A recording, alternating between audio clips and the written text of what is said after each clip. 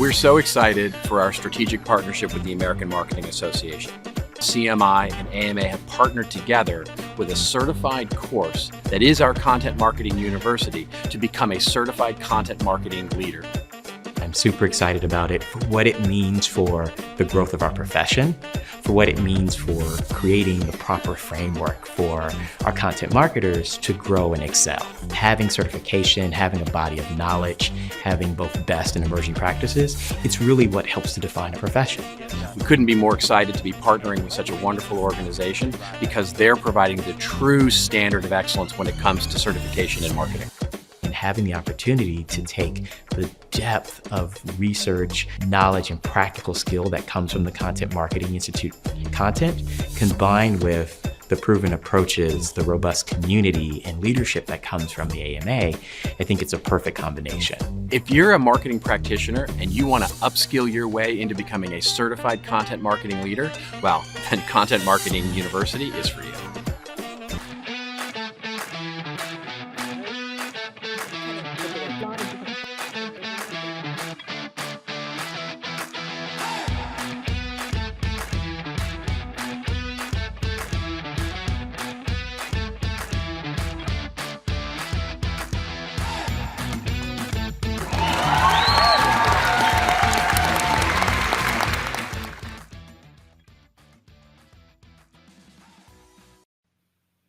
Hello, hello. Happy Monday, everyone. It's Amanda with the Content Marketing Institute.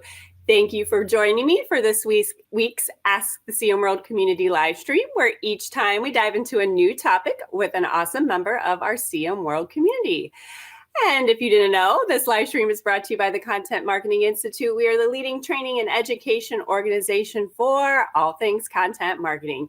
You can head over to contentmarketinginstitute.com. And we have all kinds of resources and educational content. In fact, we just released our third annual video and visual storytelling survey, which is what we will be talking about today. Some really eye-opening insights in this. We'll dig into those and give some advice on how you can actually get some results from your video content, because that seems to be a big issue here for content marketers. So we are excited to dive into that today. All right, and I want to mention some exciting news here at CMI. We are partnering with the American Marketing Association to offer marketers a brand new content marketing certification opportunity. So it's part of an extended version of our 2024 Content Marketing University online curriculum is taught by the one and only Robert Rose. You do 15 hours of learning that prepare you for the AMA Content Marketing exam. And then once you pass that exam, you can earn your professional certified marketer credentials. So you can head on over to cmi.media/certification to learn more. So a great program over there. So if you want to be a certified content marketer, I highly suggest that you sign up. All right, here, let me get rid of that video there. All right, so now that the housekeeping is out of the way, as you join us today, please give me a virtual wave, say hello, let us know where you are joining us from. Lisa's joining us from Cleveland. Hello, Lisa. If you have any questions or comments, as always, please drop them in the comment section below. It always makes for a more engaging live stream when we hear from all of you. So let's get the ball rolling today by asking our question of the day.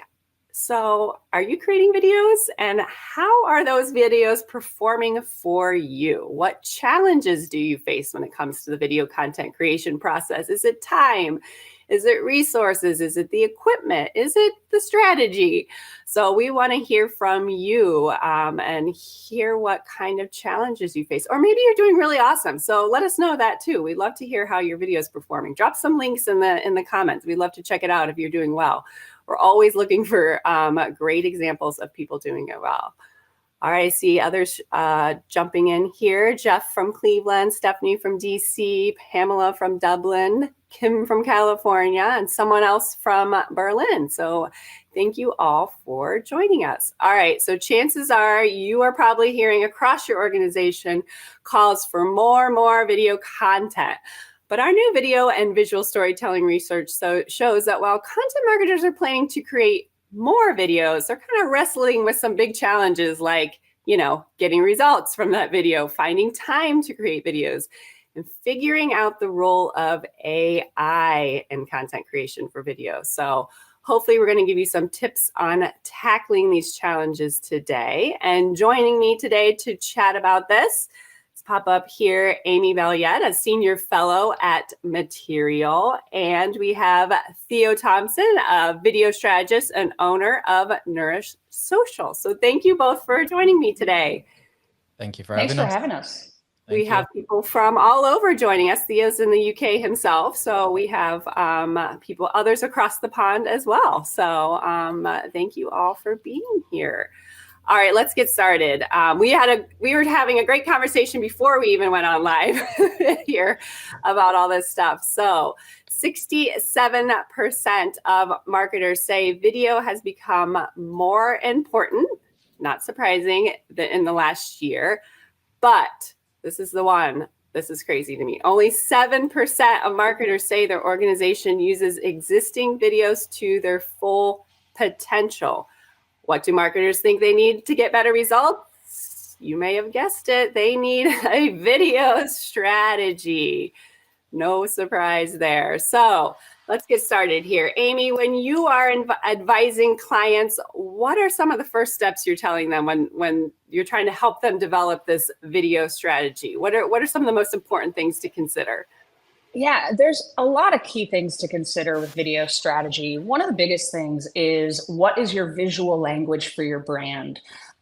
There's kind of two ways you can approach video. You can approach it with live action and add a lot of authentic brand language that way, or you can approach it through animation. And depending on your target audience, you want to choose one of those, because if you're going after an audience of millennials or younger, you're probably going to want to stick with an animation if you're talking about something that's 90 seconds or less. So step one is identifying who is your target audience and what visual language speaks to your brand and speaks to that audience. After that, you really have to understand what compelling stories will really bring your audience in. Modern audiences love short form content. And so how do you tell your story in under 90 seconds? Most audiences won't click play on a video that looks like it's more than 90 seconds in length. So you really have to consider what that story is. And often the best strategy is a story that makes your audience the hero of that story. So it's really about creating that compelling connection point with them. And sometimes when you do that with one great video, then you can look at, how do I repurpose this video into a lot of shortcuts as well, so that you can put out 10-second versions all around social media. It's really about getting the most bang for your buck. And the best way to do that, again, is identify that target audience and how to best speak to them. And then the only other thing I would say is, what is that core message that you want them to walk away with? Because your storyline has to really center around that core message. And a lot of people just do video for video's sake, and they don't really consider that messaging strategy in the process. And Thea, I know we were talking before, you say when you start meeting with clients and they think they have a strategy, but they don't really have a strategy once you get down to it. So what are you advising them? Yeah, so I definitely agree with all those points, and it's something that I see over here in the UK as well. But also when we meet with clients, we just like to start with the end in mind. So we ask them, what do they want to achieve out of this? What is it they're looking to do? Like, what do they want somebody to do after they've watched their content? What do you want them to feel? How do you want to come across? What's your brand tone of voice? All those types of things. And a lot of the time when we go into businesses, like we just mentioned, when we go into businesses, people think that they know, but they don't actually know when you ask them for the document. So when you ask for a document that you can work off and say, look, this is your brand and this is what we've got to stick to, they don't necessarily have it narrowed down. They kind of know roundabout, but they don't know exactly. So when it comes to producing stories that really resonate with their audience, they don't know how to put that across in the right tone of voice that sits well with their brand. A lot of the time, they think branding is all about your logos, colors, all that kind of stuff. But when it comes to video, tone of voice is so important, and it's something that often gets left out. But hopefully a lot more people are waking up to the reality of, you need to have it on point. Yes, document. We say that all the time. You have to have a documented strategy if you want to be successful. So just having it up here or a little bit of notes here and there is not going to help you. So we are here with Amy and Theo talking about getting the most out of your video. We've been asking, what are your video content challenges here? And some of you have shared. Alan has said, balancing scrappiness with high quality production and budgeting accordingly. And we have Pamela who says, my challenge is to focus on one line topic. Not sure what she means by that, but yeah. All right. So when we went to our research here, we found the top challenges facing marketers when it comes to video is the time to produce videos. The time, 69%, that was the number one challenge. 56% said generating video content consistently. And number 3, producing enough video content. All big challenges there. So Theo, what's your advice on tackling some of these challenges? If they say they don't have time, if they say they can't produce enough and consistently, what are you telling them? So typically, it's the same thing that we often hear from a lot of people. They know that they need to be doing it, but time is a struggle. Also, coming up with the creative is a struggle. So what we typically do, we advise bulk creation. So we would say to them, okay, we after we've kind of lined out the strategy and we know who we're talking to, we know the psychographics, not just the demographics, but the psychographics, meaning like the beliefs, the opinions that these people have. That is more important than anything, especially on social media right now. Demographics is obviously important, but psychographics is more important than ever. So we kind of look at the psychographics, break that down, and then we look at, all right, and how can we create stories that we can bulk create, say in one day. We turn up to a location and we work with them and we show them, right, this is how you create your content. Now, sometimes we offer a done with you or a done for you service, but what we're seeing a lot more with TikTok, because you can use your mobile phone, we're actually creating the concepts for them. And then we're saying, right, this is the format and this is the structure. You need a hook, you need the main body of content, and then you need the call to action or something else to leave them with to spark engagement or something like that. We typically look at, how are we going to make this easy for them to do in-house? Because that's the reality. A lot of people, they want to do their marketing in-house, but they put it off and they don't end up doing it just because it gets a bit too complicated and they try to overproduce, or they try to do things a little bit, top spec, because they think top spec represents their brand the best. Where in today's day and age, it's more about being authentic and being you and being raw. That often works a lot better. And people expect that now because of the age of TikTok and short attention spans and things like that. So, that's really important. So I definitely say bulk creation is one. And then I'd also say don't overproduce. That is the other one as well. Amy, do you have anything else to add there? Yeah, definitely. I think that to echo something that Theo said, when you start with the end in mind, then you have a much better opportunity to use your budget wisely. So, if you're focused on social media, it is exactly about bulk production. I think that's super smart. If you're focused on conversion rate optimization for your website, you might approach it in a different way. As an example, a good high quality explainer video on your homepage can actually increase your conversion rates by an average of 80%. So what you can do there is do the math and kind of decide, what would an 80% conversion rate improvement do for my brand? How much extra money can we bring in with this? That will help you determine what type of budget you want to spend. And if you're thinking about starting with the end in mind, if you plan to have a video that first acts as an explainer video, but is also created and written in a way that it can be broken down into multiple 30-second clips or multiple 10-second clips, that's where you can start to get more bang for your buck.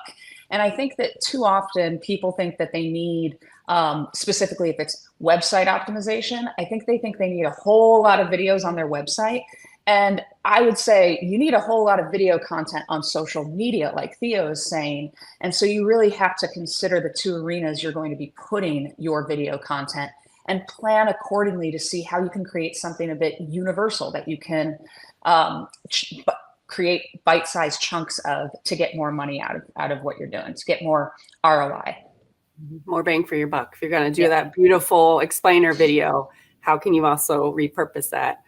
And then, you know, like you said, we're creating all these videos, whether for social or a website, and then sometimes we just kind of put them out there. What about the promotion and the distribution of the content? How do we make sure that it's getting seen by the right people or the people that we want to see it? What about that, Amy? So I think Theo's going to have a lot more to say on this since he really lives in social media.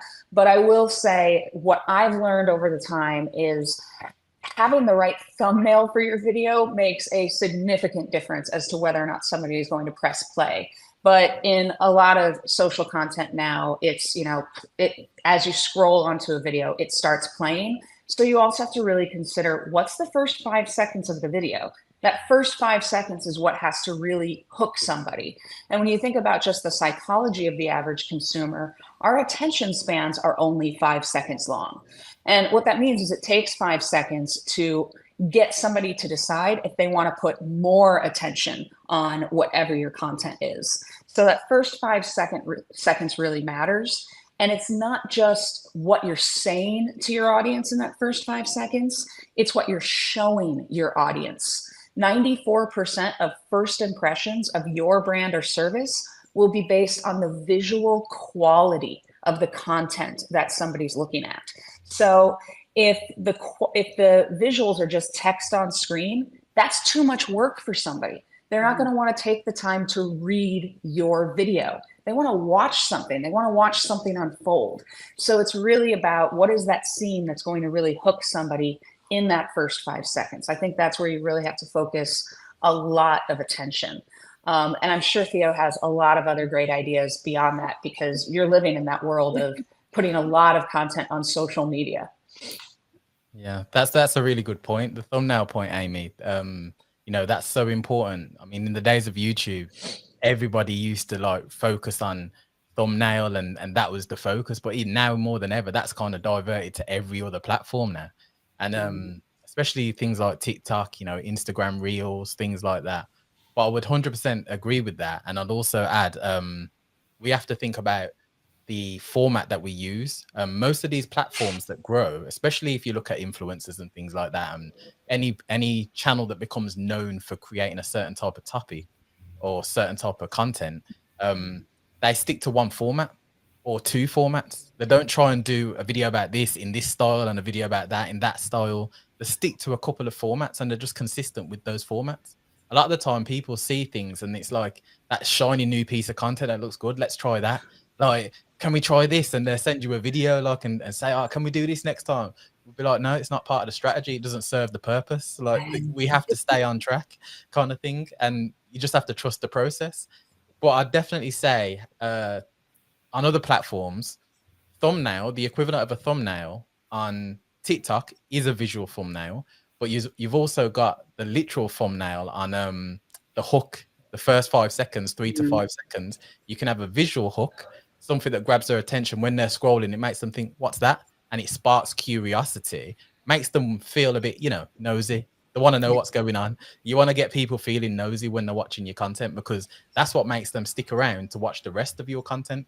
So if you can spark curiosity and say something like, you never guess what I did the other day, straight away it's hooked the attention. It's like, really, what did he do? Like, everyone wants to kind of know, like, do you know what I mean? So as soon as you start to suck people in like that, you can use that to your advantage around your topic. But then you have to deliver. You can't just, you know, make a really good hook and then the content is weak, because people won't follow you or subscribe or want to see any more of your content, or they'll probably see your face again and just scroll down because they're thinking disappointment. Do you know what I mean? So all this is attached to your brand and how you're coming across. So you want to make sure that you deliver in every way possible.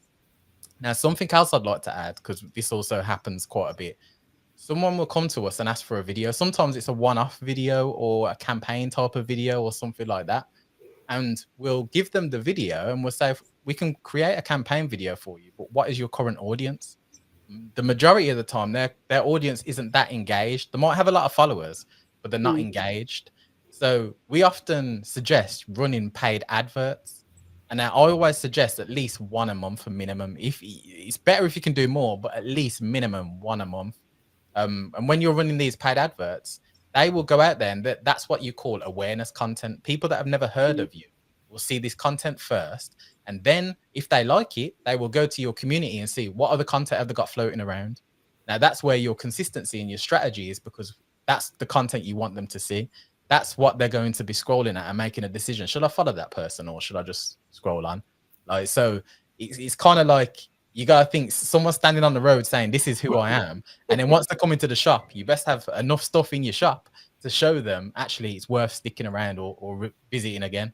So that's what I would say on the distribution side. Don't neglect reaching a new audience, and also be very self-aware of what people realistically think of your content. That's great. I love that. Yeah, I think more promoting and paying for promotion is definitely something that's more important than it's ever been before. Organic reach is going down a lot. So I'm talking to Amy and Theo here about video. If you have any video content challenges, we'd love to hear it. Drop it in the comments. Or if you have any questions for these two, please let us know. And I was going to say about thumbnails, like Mr. Beast. If you know Mr. Beast, he's like royalty when it comes to figuring out, like, at the time that he spends on doing those thumbnails, and then going back. Which fascinates me is going back and he changes them. So like if a video, he might have done it one way, months or years ago, then they go back and change the thumbnail to like try to get even more views. So that to me is like fascinating.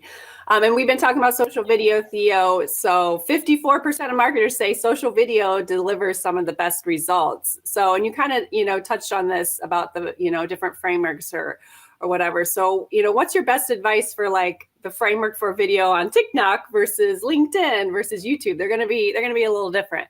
Yeah. So the format is similar in some ways, as in every piece of content has to have a strong hook. A hook is important for every piece of content. Now, the way that you do that and you achieve that on different platforms, it needs to be native to that platform. So the way that you would create it for, say, TikTok, it would be a little bit faster. The frames that you have. So as I'm talking here, if I'm doing a talking headshot, every time I say a couple of words, I'm going to change the angle that I hold the camera.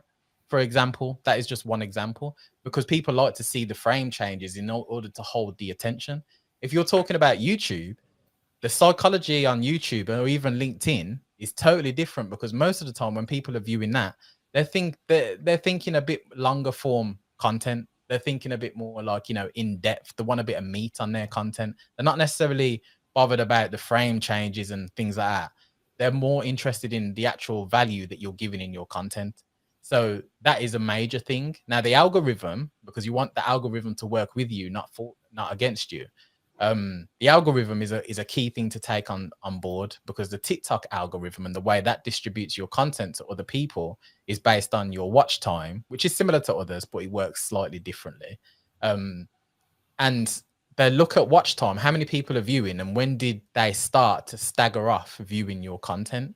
Now, if we look at LinkedIn, the framework for LinkedIn, they like comments. They love comments. Like if you can get comments on a LinkedIn post early as well, within the first 12 to 24 hours, it will push your content and it will drip feed it to the rest of your network, along with other people that are outside of your network. Now, TikTok's kind of like a wild beast, because as soon as you get like a couple of views, they don't even need to necessarily like comment or anything like that. It could just be likes. As soon as you get a couple of likes, that's it. It's taking off for you. They will just keep on drip feeding it. And that's why controversy kind of like sells on TikTok, because anytime you do something simple like leaving something on in the background, or letting your model wear dirty socks so people can say in the comments, oh, have you seen how dirty her socks are? Things like that. You can do that on purpose. There's a different psychology in the way that you do videos, because it kind of helps you. You leave mistakes in sometimes just to agitate people to kind of comment on the comment section, and it works for your benefit. And then in the end, you can say, actually, guys, this was planned. I hope you like that one. And then you can go on to the next topic, and then people actually they start to have this game where they say to each other, all right, and what have they planned this time? What can we spot? Like, that's the games that you want to create. It's kind of insider games. Fans create those types of crazy games all the time. But yeah, I think that's useful. Great. Hopefully. Those are all great tips there, Theo. Some I haven't even heard of. So let me get to this topic here before we wrap up, because somebody was already asking about it. Yeah. Potential for using AI in video is growing, but only 18% right now use AI to assist with video creation. However, 1 in 3 marketers who don't use it now plan to use it in the next year, and they're using it to like create video scripts, video editing, generating videos from existing scripts and texts. So Amy, what tools are you using, or are you seeing clients use or try to use? So when it comes to video and AI, the first thing that's worth noting is most AI video platforms out there are template driven. What that means is you're going to jump into the tool and answer a bunch of questions. And then from your answers, a template's going to be pulled together. That includes the script you typed in, as well as some stock imagery animating in the background and text animating on screen. The issue with this approach is audiences don't like stock imagery. Audiences want authentic, original content. And so a template-driven piece of AI video content is probably going to hinder your brand more than help your brand. It could be something that you could be using for internal comms, or something you might use for a quick email communication or something like that. But it's not going to get you a lot of love on social media. It's not going to get you a lot of love on your website to increase conversion rates or anything like that. The tools out there that exist, there are 2 gold standards right now, in my opinion, in the world of AI-driven video content. Lumen 5 is what everybody jumps in and uses. Designs.ai is another one. And I would say Designs.ai is pretty similar to Lumen 5, if not almost exactly the same.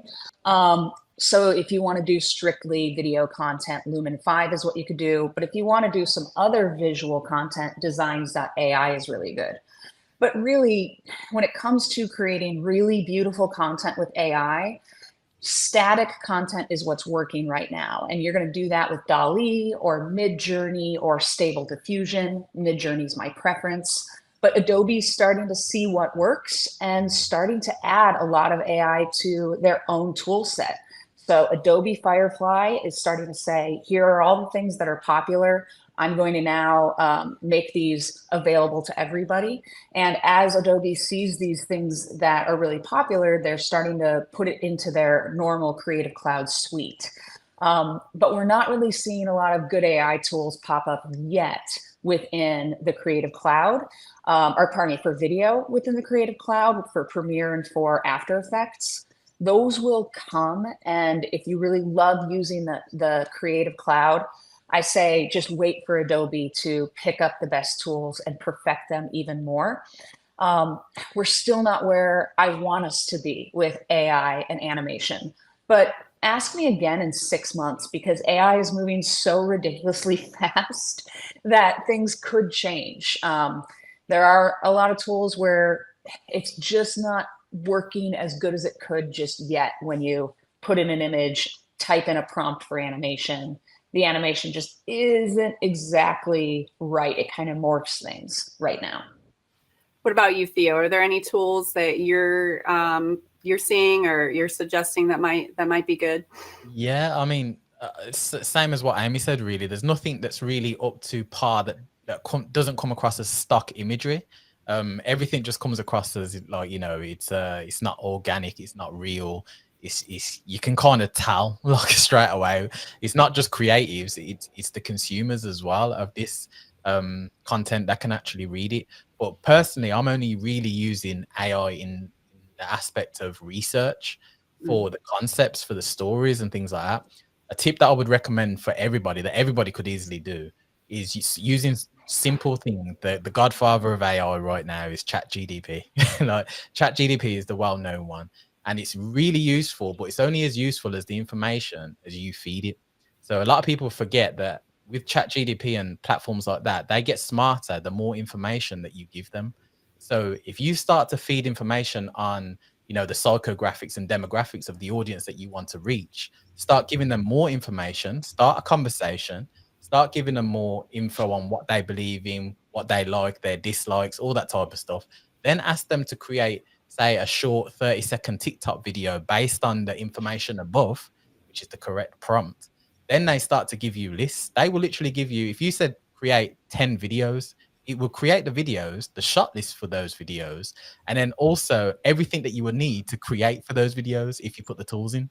And then obviously you don't use it as it is because it still isn't perfect, but you can kind of add your own touch and flair to it. I always edit it and change things around, but it's a good base level to start with, especially if you're lacking in time to create these types of concepts or the creativity.